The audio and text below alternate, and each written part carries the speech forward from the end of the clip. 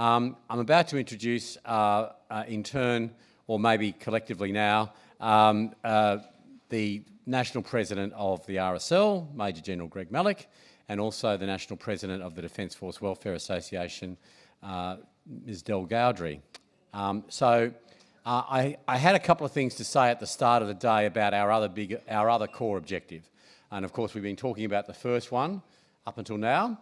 The second core objective is that well-being, care, and ensuring that those who have served, whether it be in the current force or in the previous iterations of the Reserve and the Citizens Military Force, that those people are accorded an appropriate level of care and support by the Department of Veterans Affairs in particular and by government more broadly. And as I said, thanks to Paul's good work a few years ago, the DRA now has a seat at the table, the ex-service organisation round table, and in concert in particular with our partners in RSL and DFWA, we are now taking a very joined up, dare I say, integrated approach to ensuring that all those who've served, regardless of what category of service they were in, but in our case, particularly those who were not regulars at any point, and including those who were and then became reservists after that time, are not disadvantaged in any way because they've got needs now due to the nature of their service back then. So that's a fundamental from our perspective. And so to kick things off, just as an overview of where we're tracking with certain key issues that we're collectively working on, I'll ask Greg to come up. Thanks, Greg.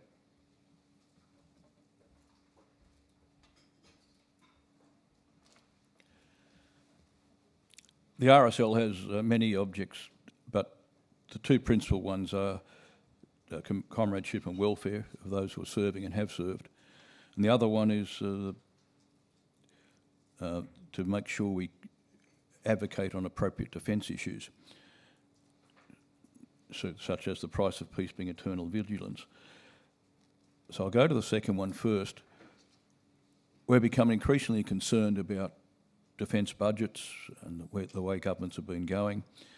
We made several submissions, one about getting the Afghan interpreters and other people out well before they did.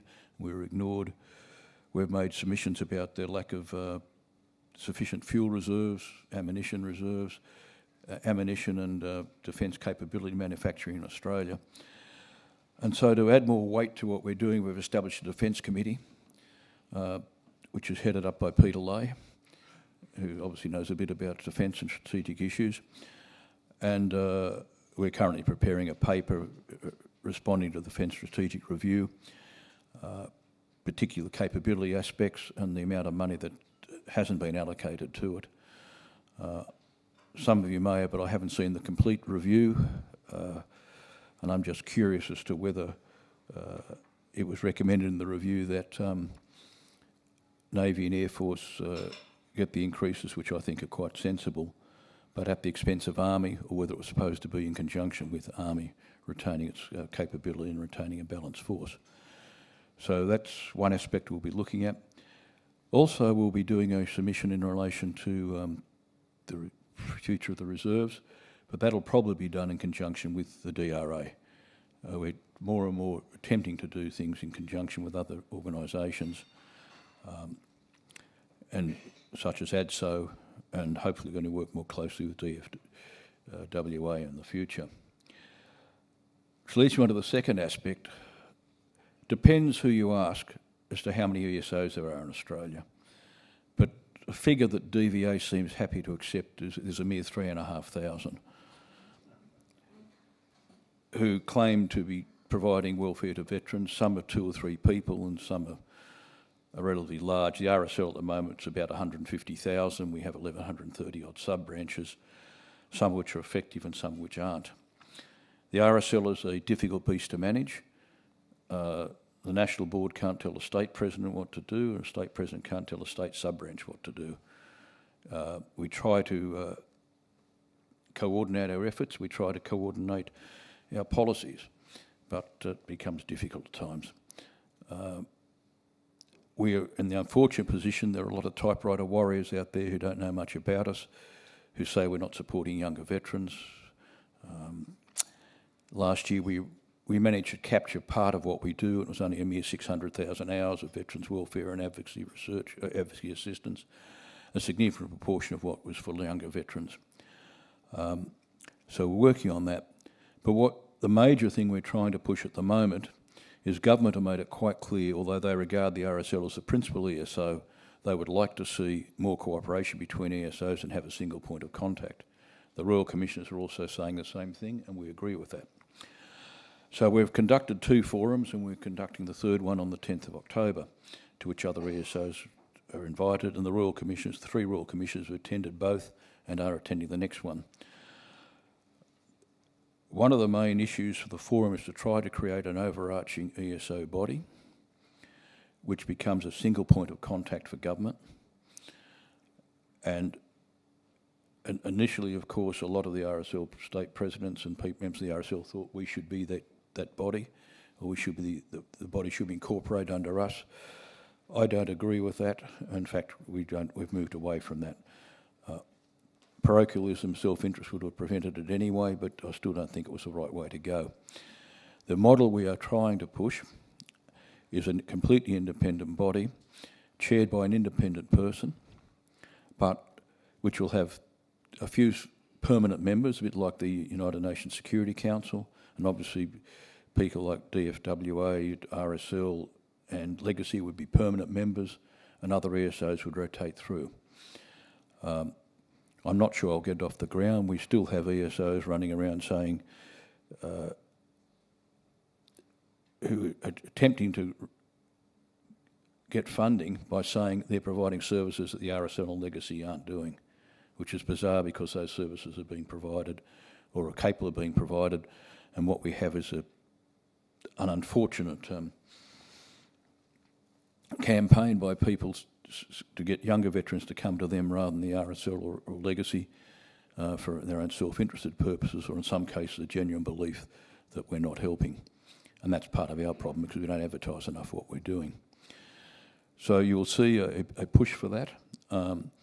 As to how far we get, I don't know. It's a similar system runs very well in the United Kingdom. One of the hitches is that there's the funding. It's about £1.5 to £2 million to fund in the UK. We would have to fund it in Australia. I'm not sure if we'd be able to fund it out of the ESOs or get some assistance from government. I would like to think if we go to government with a sensible proposal and reduces the amount of different approaches they're getting for grants and other such matters, they might be prepared to do it. Just at the moment, we've got to get rid of the parochialism, the empire building, the internecine disputes, and the unseemly grasping for funds, with people putting up at times ideas which are very hard to justify or to prove whether or not they're achieving or not. I hasten to add the RSL doesn't apply for much of that funding anyway. We try to fund ourselves, but it becomes difficult at times. One of the primary issues, one of the real problems I'm worried about now is we're establishing veterans hubs throughout Australia. We're getting the initial funding from government. We're not getting the ongoing running costs from government, and that is going to be a problem. I'm not sure how we're going to be able to resource them, the ones for which we're responsible. And one of the issues we've been putting up is we should think more carefully about virtual hubs. In other words, having a coordination centre utilising the services that are already available in the area rather than putting them all in the one building. So that's just briefly where we're heading. So when you see, we'll start reading about an attempt to create a national ESO body. It's not a takeover effort by the RSL or any other ESO. It's just an attempt to start streamlining and making sure we can provide the best service of veterans without overlapping and competing concerns.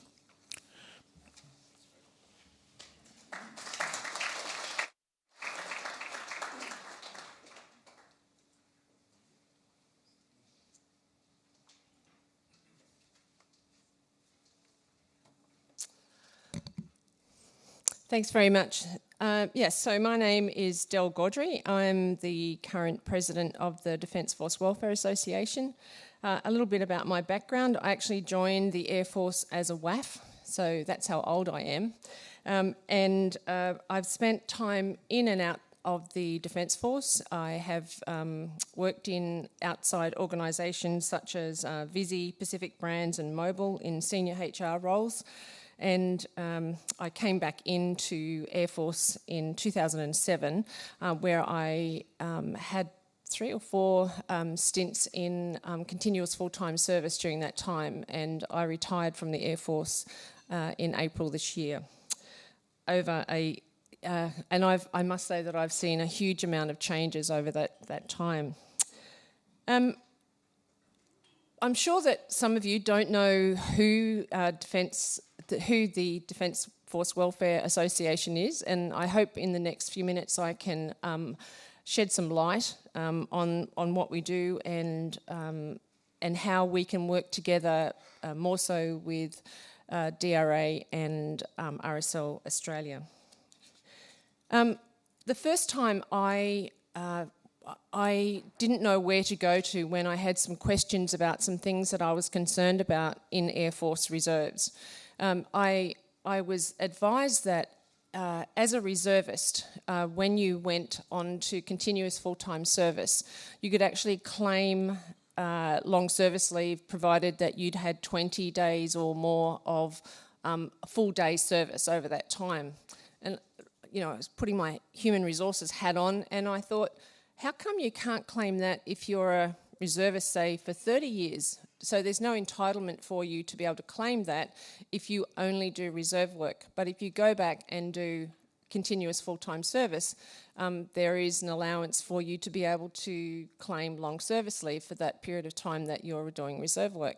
So some of these questions that I had several questions, and I found that the only place I could go to was the Defence Force Welfare Association that was even interested in trying to find out some of these reasons. As you know, the Defence Force doesn't have a union, but this is the Defence Force Welfare Association is able to ask government and certainly DVA some of the tough questions that we believe that need to be answered, and we'll continue to keep asking those questions. So that's how I first became involved in the Defence Force Welfare Association, and then I stepped into the role of Vice, and then was voted in as the National President last November. I was a bit concerned when I first started that I thought I'd sort of joined an RSL sub-branch, but I've been pleasantly surprised at the work that the organisation does and I believe where we're going to in the future. Okay.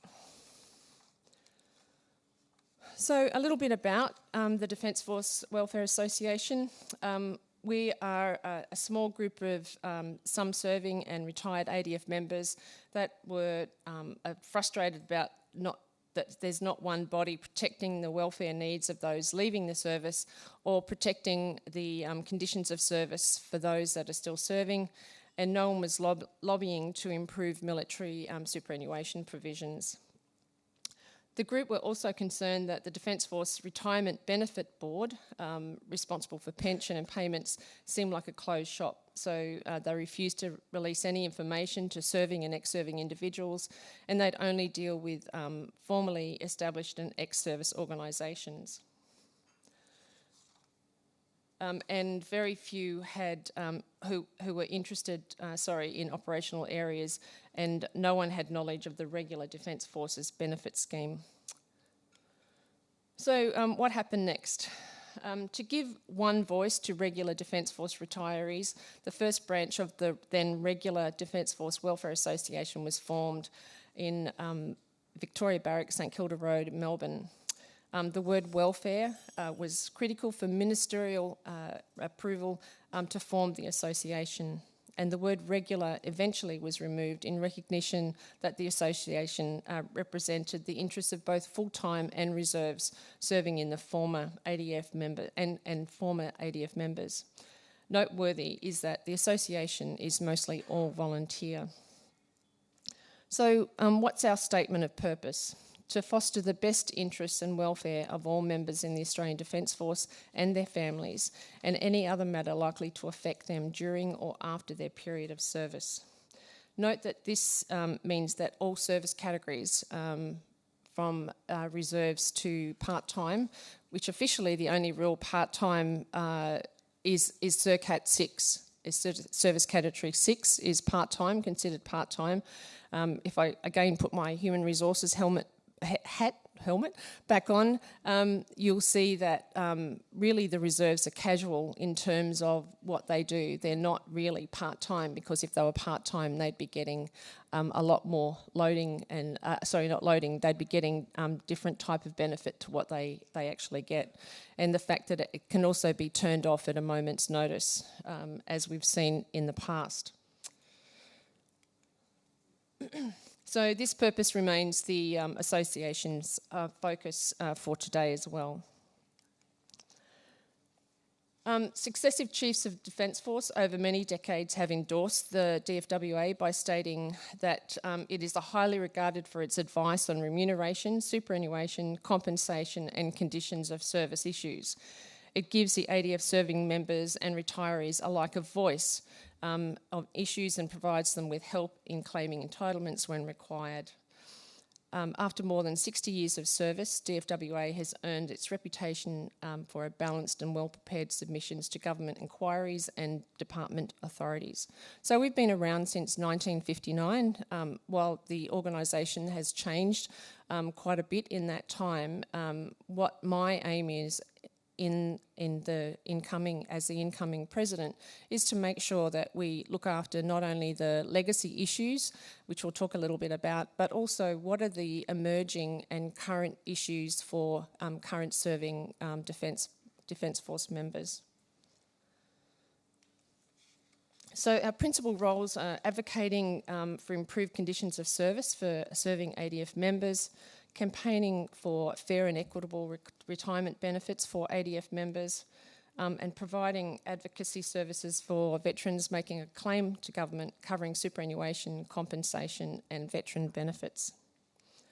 And acting as an intervener in the Defence Force Remuneration Tribunal. We get invited to be a part of this, and some of our volunteers are currently working quite hard behind the scenes in having a look at the sorts of issues that we're going to be submitting to the tribunal.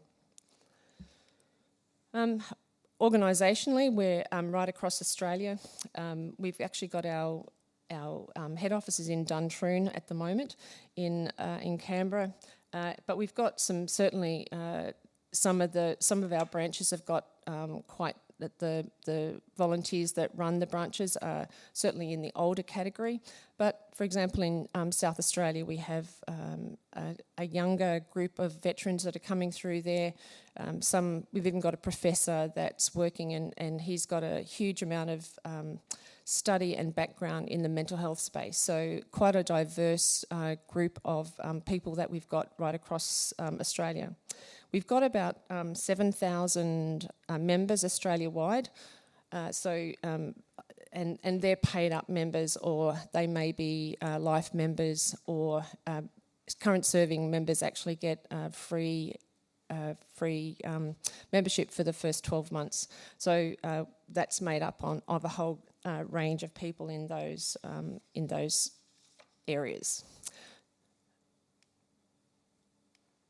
Okay, so we currently work closely with other veteran and related organisations, so the Council of Public Sector Retiree Organisations, some of the Alliance, so ADSO, we're certainly have been a big part of the ESORT, the DVA ESO Roundtable, and the Australian Defence Association. So we've been involved in that. At ESORT, we're able to raise, again, some of those legacy issues like, I'm not sure whether you're aware of it, I'll cover it in a moment, but the Boys case and the Douglas case, some of the DVA decisions that have been made that particularly DFWA Queensland have had the ability to be able to really fight the fight and make some changes that have then been able to affect a number of veterans in their claims. Some of the current policies that we're looking at, military superannuation, so looking at fair indexation and equity in military entitlements. And so this includes things like DFRDB, MSBS and ADF cover in various pensions. And in superannuation, it's something that I think between DRA and ourselves, it's really looking at things like if a reservist is a permanent member, then they go reserves and then they go back. What effect does it have if someone chooses to go from MSBS to ADF cover?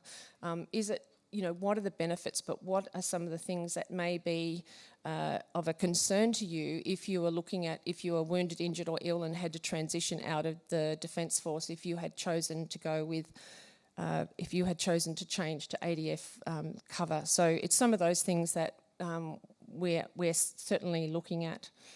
And the DFRDB, again, this is one of the legacy issues that we continue to look at, the life tables for DFRDB. The medical fee schedule, and certainly you would probably know that DVA have been working hard on this, and the government has recently announced that there's been some big changes in this area, and also in the claims processing. It's one of the areas that we've been pushing for some time, and again with the increase both from the Royal Commission into suicide and also other areas that the claims processing is being certainly driven down week by week by the increasing in staff and training.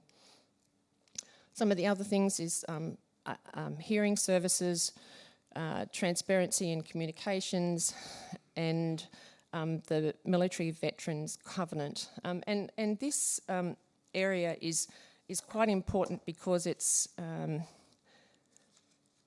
the unique nature of military service, and that's what sets us apart from public servants. It's really about that unique nature, and that's one of the things that the DFWA really argue when we talk about a public servant versus a uniformed defence member, is that unique service.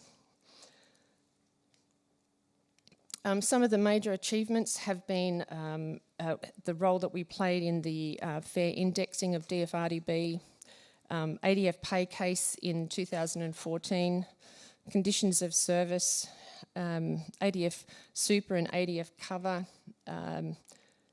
the covenant again, and interaction with government, and the Douglas and Boys case.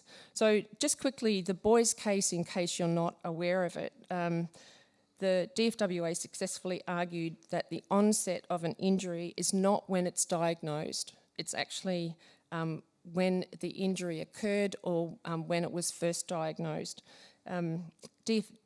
DVA argued in the federal court that the onset of the boy's injury was only when he was diagnosed on an X-ray in 2014, ignoring medical experts and veterans' records that the symptoms indicated it was actually 1985.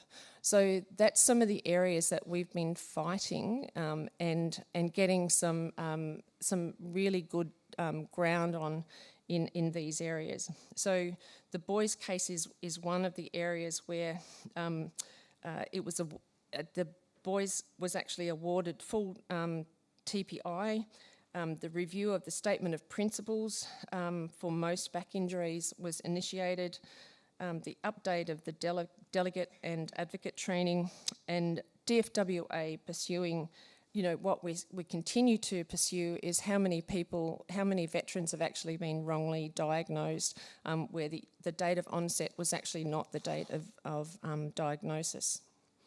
And in reserves, it's actually an important part here as well. So if you're outfield or you're doing something and you're injured, but you actually don't report it for some time, it's important to understand where you need to be able to make sure that you report the issue of when it happens, not when you go and get it diagnosed.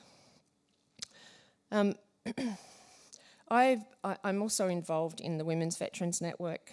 I'm the New South Wales Sydney coordinator.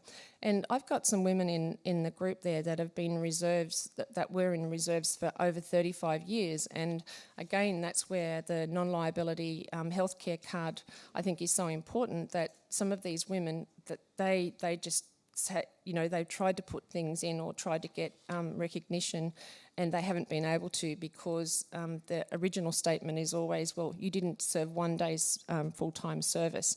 So there's, for someone who served 35 years, for example, as a reservist, it seems very unfair that they're not able to get some of the benefits that full-time people can get. This is just a quick one again about taxation and invalidity benefits, someone that's in MSBS versus ADF cover. Reservists need to be aware of these things if they are choosing to move between MSBS and ADF cover if they're doing CFTS.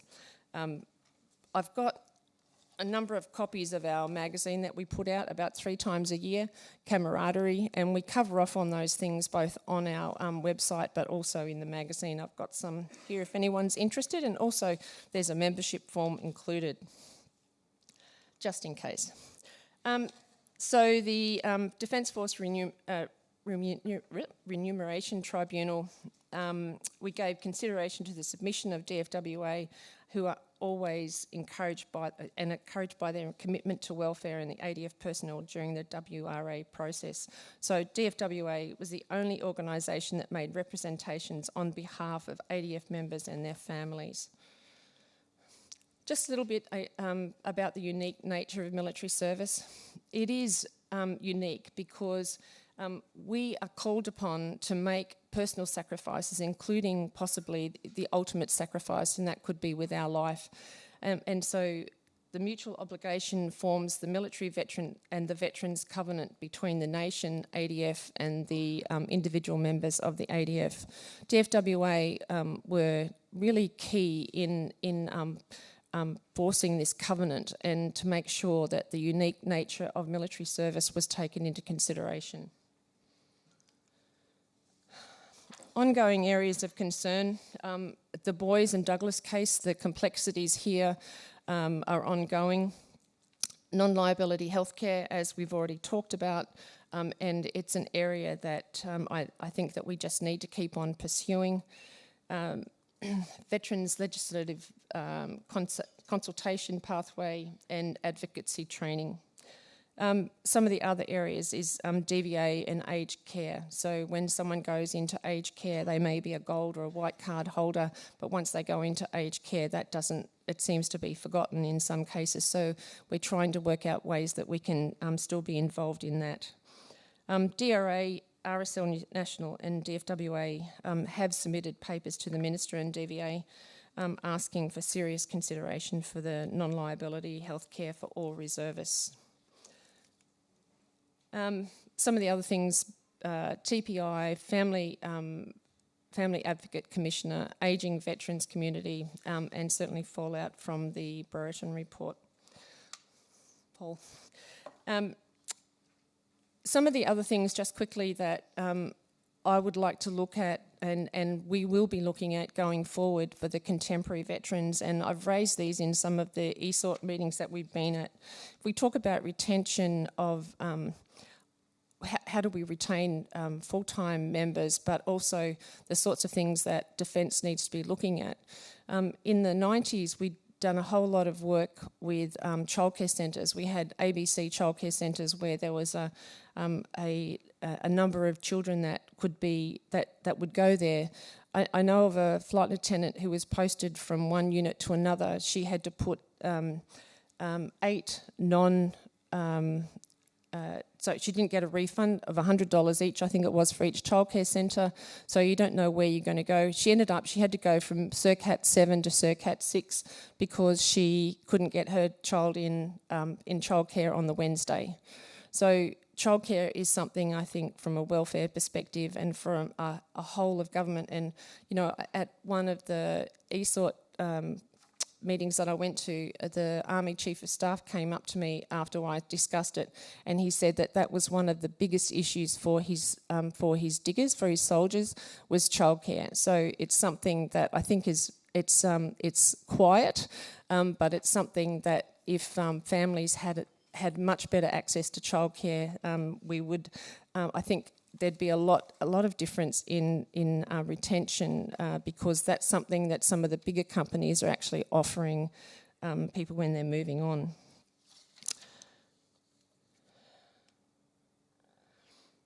So the way forward, what we want to do is work together. I think the three organisations, we have that word clout, I think, and also I really enjoy working with both gentlemen in what we need to do going forward. Families have to be a part of that.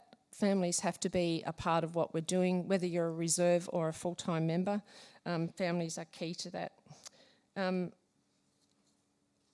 And I guess it's also important to remember things like superannuation. Back in Suakin in the late, I think it's 2008, 2009, Suakin talked about where we were going to go with the CERCATs, what we were going to do and how easy it was going to be to come in and out. And sorry, I've forgotten who talked about the who needed superannuation and having to have that flexibility. I was involved in one of the question answer at REF Base Richmond, and overwhelmingly women reservists want superannuation.